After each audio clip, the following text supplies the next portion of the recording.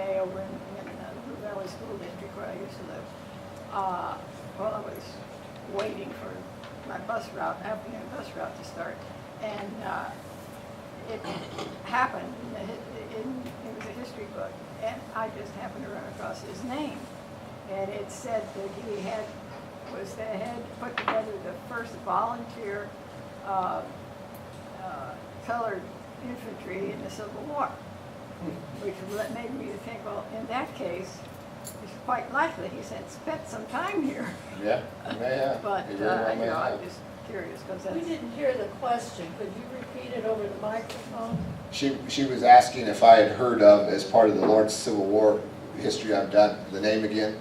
James Monroe Williams. James Monroe Williams, who was, Thank you. yes.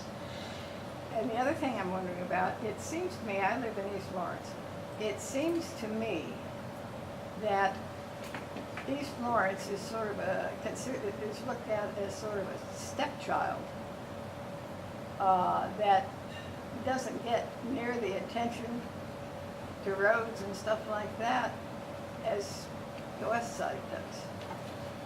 Again, that's a pretty politically charged topic that I try not to weigh in on in terms of having a firm opinion, but certainly it's a perception that exists in Lawrence today and has for a long time.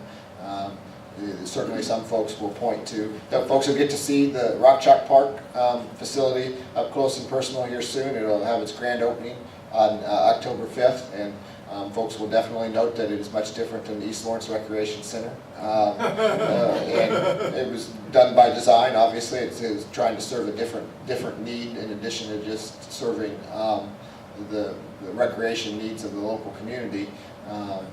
But yes, there's clearly a perception. I mean, City Hall officials would tell you that they don't think that's accurate, but of course, what else would City Hall officials say about something like that? I mean, we still, on the street, I live on New Jersey, and you still, like right now, there's 2 or 3 chuck holes in the road where you can see the old railroad, the old streetcar track.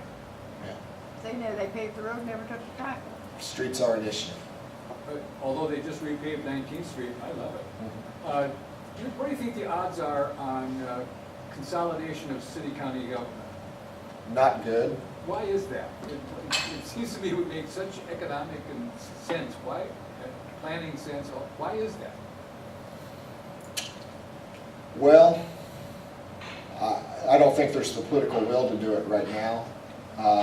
And I don't think there's the administrative will to do it right now either. I don't think the administrations of City Hall and county government have a great interest in really doing full-scale consolidation like has happened in Wyandotte County.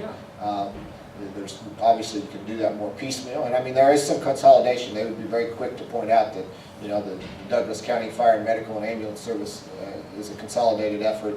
Our 911 system is a consolidated effort.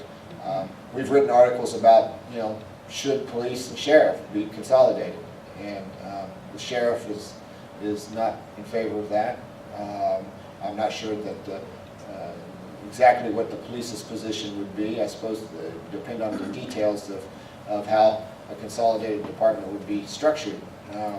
But it's a tough thing. I think that such a thing isn't likely to come from government. It's likely to come from the people saying, man, it just seems like we'd save money, and elected people that feel that way, but I'm not sure that government itself is going to do that. I'm not sure if it did it in Wyandotte County or if it was the people. I don't know the history of that well enough, but I don't see it happening anytime soon. And really, with the police facility headquarters, you're really kind of talking about taking off the table for the next 30 years or more any serious talk of consolidation of those law enforcement agencies, because the police are going to build a headquarters, it's presumably at the Hallmark site.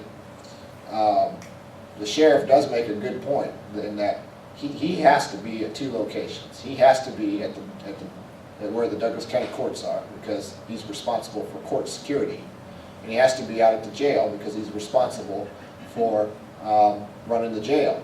So he's already mandated to be at 2 different locations. He does not want to be at a 3rd. He says that's just going to make me more inefficient if I'm at a 3rd location, which brings up the question of, well, could you do something jointly at the jail, perhaps? It would be tough probably to do something jointly at downtown just because of space concerns, and you're next to historic South Park and other things. It might be a difficult building project, but, so that's that. Yes, sir. I want to go back to your book. There's a consensus among local historians that's been building ever since Carrie Altenberg got his John Brown reenactment going out at the Blackjack battlefield that the Civil War did in fact start here. And I guess I have to point out that it's not really true that flanks were covered and cannons weren't pitched and fired here. And Shaler Eldridge in his memorial of May 23rd, 1856, says the citizens woke up to 4 cannons frowning down on the city from Mount Oriat.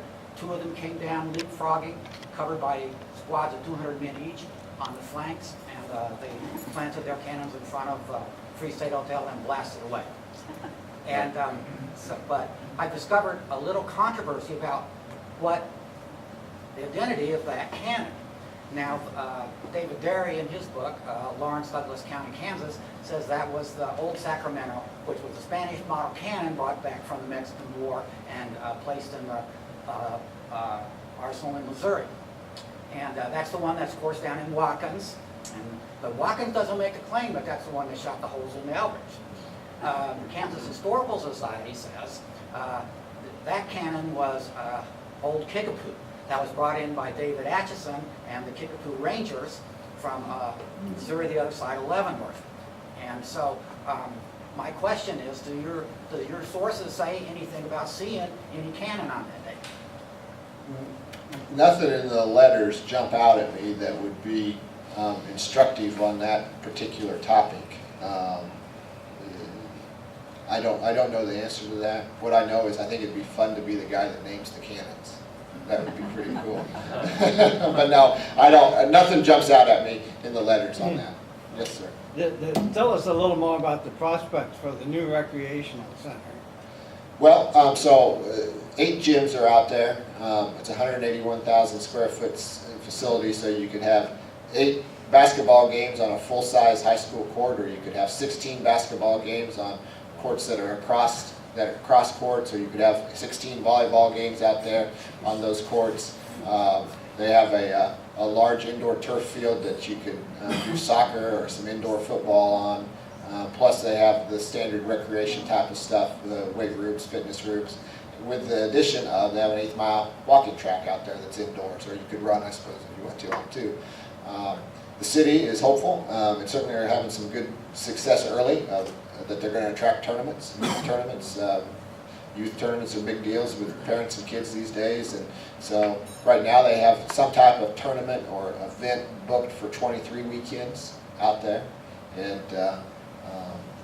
then they'll have classes out there, regular recreation classes. There'll be a lot of space out there for everything from aerobics to dance. It also has a gymnastics area out there, so classes pretty much every night of the week, and there'll be a lot of people out there, and I have no doubt that it'll be pretty well used by Lawrence residents. I have no doubt that they'll get quite a few tournaments, especially early on, and then the larger questions kind of become how many types of these centers get built in other communities, and what type of competition will we have for tournaments in the long run. There's one under construction, or soon will be under construction in Wichita. There's a debate going on in Kansas City right now about whether the old Kemper Arena should be turned into a facility much like this one, and there are other communities in the Midwest that certainly have kind of the same concept. So, but it's a neat facility to go look at. You should go out there and look at it. If you like to get out and do some recreation, it will greatly increase the amount of space that we have to do that. It is about 1 o'clock, which is what I was told to shut up. So I think that's what we have. Thanks so much.